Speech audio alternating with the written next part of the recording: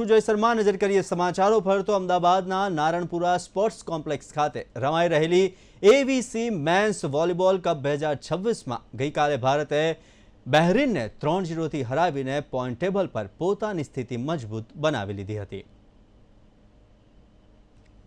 અમદાવાદના વીર Savarkar sports complex ખાતે રમાઈ રહેલ એવીસી મેન્સ વોલીબોલ કપ 2026માં ગઈકાલે ચિક્કાર પ્રેક્ષકોની હાજરીમાં ભારતે બહેરીનને 3-0થી સીધા સેટમાં હરાવીને પોઈન્ટ ટેબલ પર અજેય રહ્યું હતું।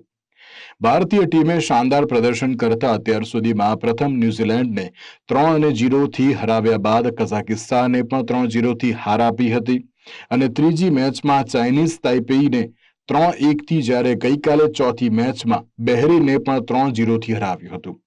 બીજા ક્રમે ભારતના પુલમાં બહેરીન બીજા ક્રમે રહ્યું હતું તો બીજી બાજુ પુલ બીમાં થાઇલેન્ડ 9 પોઈન્ટની સાથે તથા ઇન્ડોનેશિયા 7 પોઈન્ટની સાથે પ્રથમ અને બીજા ક્રમે જોવા મળ્યું હતું। ગઈકાલે રમાયેલ મેચમાં ન્યૂઝીલેન્ડે ઓસ્ટ્રેલિયાને 3-2થી અને કઝાકિસ્તાને ચાઇનીઝ તાઇપેઈને 3-1થી હાર આપી હતી અને ભારતે ડિફેન્ડિંગ ચેમ્પિયન બહેરીનને પણ હરાવ્યું હતું।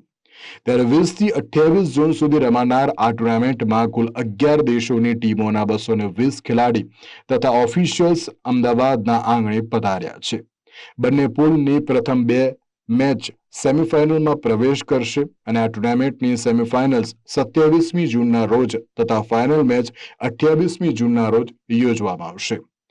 કેમેરામેન કલ્પેશ રાણા સાથે અશોક મિસ્ત્રી, વીર સાવરકર સ્ટેડિયમ, અમદાવાદ।